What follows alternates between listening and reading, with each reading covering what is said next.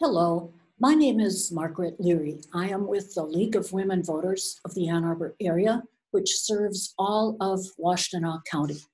Welcome to this presentation about the 2020 census. Before I get into the census itself, I want to tell you a little bit about the League of Women Voters. We have a mission. Our mission is to empower voters and to defend democracy. We are a nonpartisan political organization that encourages informed and active participation in government.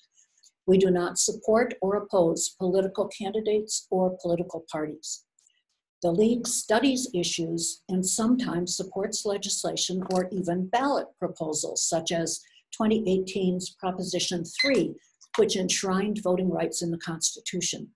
We influence policy through education, and this is one example of education, advocacy, and litigation. We are an organization fully committed to diversity, equity, and inclusion in principle and practice. And this year, we're celebrating our 100th anniversary. Now, unfortunately, I cannot provide you handouts at this moment, but if you would like the handouts that are listed here, you can get them from me for free by simply emailing me at mleary@umich.edu. There's a lot more information in all of these materials than I can provide to you today, and it will include the Census 2020 questionnaire so you can see how easy it is, and I encourage you to fill it out, not to fill out what I send you, but to call the Census Bureau. I'll tell you later. Okay, I give you an overview here first of what we're going to talk about today. First of all, the census, what is it? It is the decennial, that is every 10 years count of everyone who's living in the US. Why do we do it? Because the Constitution requires it in Article 1, which is about Congress. And the Constitution tells us that we must count every whole person in each state. Why does it matter? Well, there are four huge reasons it matters. First of all, it's used to apportion members of Congress, there are 435 of them, among the 50 states, according to their population. Second, it's used to draw legislative districts for national, state, and local level.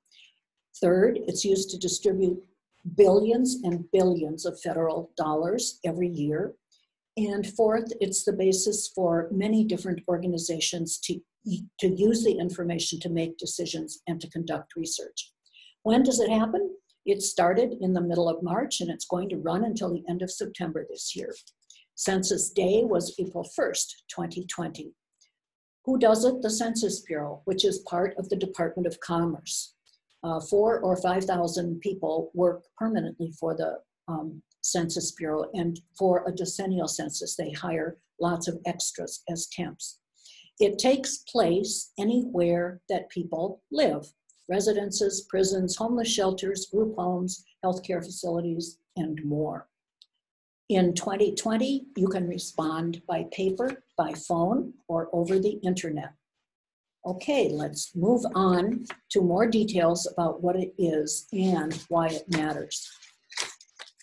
It matters because Article 1, Section 2 of the Constitution requires it. It counts every whole person living in each state.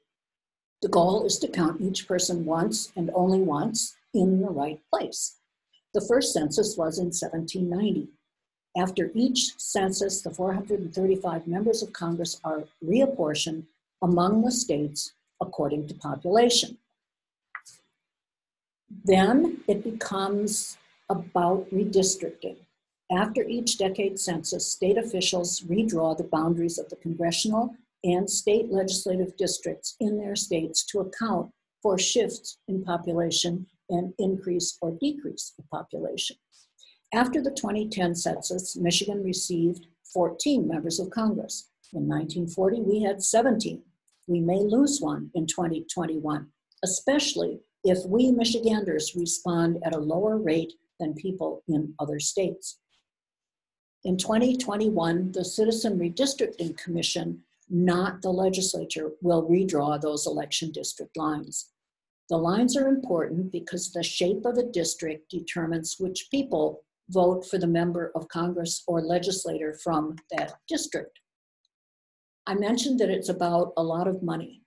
The distribution of more than $675 billion in federal funds, grants, and support to states, counties, and communities are based on census data.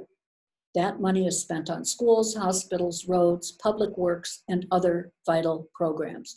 Probably anyone watching this is getting some of the money even from the 4 items that are here on the screen. People who don't respond to the census do not get counted when the government determines how much to send to Michigan for these programs and many, many more. Each non-responder means about $3,000 less per year to Michigan for each year of the next 10 years. And taking part is your civic duty. The completion of the census is required, and it's a way to participate in our democracy and say, I count. Here's how the census data can be used. To decide, businesses use it to decide where to build factories, offices, and stores, which create jobs. Local residents use governments use the census for public safety and emergency preparedness. Residents use the census to support community initiatives involving legislation, quality of life, and consumer advocacy. Real estate developers use the census to decide where to build new homes, what kind of homes to build, and how to revitalize old neighborhoods. It's really important to know that your data are confidential. Federal law protects your response. Your answers can only be used to produce statistics such as how many men and women there are in your census tract. By law, the Census Bureau cannot share your information with immigration enforcement agencies, law enforcement agencies, or allow it to be used to determine an individual's eligibility for government benefits. It's protected for 72 years. That would be until 2092. All Census Bureau employees take a lifetime oath not to disclose. Disclosure brings a $250,000 fine and a jail sentence. How will it be done? In 2020, easier than ever.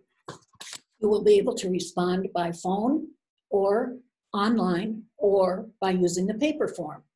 There are 7 short questions for each person in a household: name, age, sex, whether or not of Hispanic origin, race, relationship to the person filling the form out for the household, and whether the home is owned or rented. There is no citizenship question. The Census Bureau really wants everybody to respond, and here's some evidence. The census forms and instructions themselves will be available in 12 languages. The Census Bureau will also provide language guides, language glossaries, and a language ID card in these 60 languages. I show this not to overwhelm you, but to show how serious the Census Bureau is about getting responses from everyone. The Census Bureau has also asked every level of government, national, state, county, city, township, and tribal, to form a complete count committee. The intention of these are to be sure that we count everyone only once in the right place. The idea of these committees is to have a broad spectrum of community and government leaders, from education, from healthcare, from social service agencies, churches, and other trusted voices whose knowledge of and connection to the local community will lead to a complete count. The goal, of course, is for each group of people, each individual, to have a trusted messenger deliver a persuasive message about why that person or group should respond to the census. It's especially important for reaching what are called hard-to-count communities, those less likely to know about the census and why it matters, and thus less likely to respond to it. So here's a summary. The census will determine whether Michigan continues to have 14 members of Congress or drops to 13 or has some other impact. The census will determine how much federal and other funding comes to Michigan for the next 10 years, each year.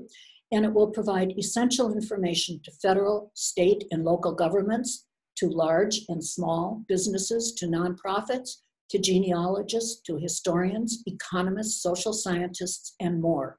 The League of Women Voters is working to achieve a complete count. This presentation is part of that. Democracy depends on a complete count.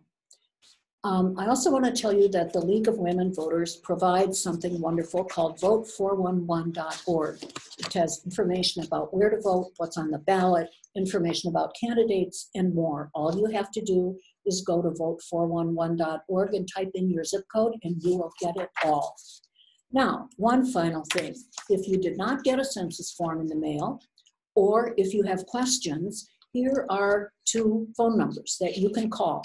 There are people there to respond to your calls every day from 7 a.m. until 2 a.m. Eastern Daylight Time. And to repeat a couple of other important bits of information, if you want the handouts, email me at mleary@umich.edu. And if you want voter info, go to our vote411.org website. Thank you very much for listening, and I'm very sorry that I can't take questions right now. Bye-bye.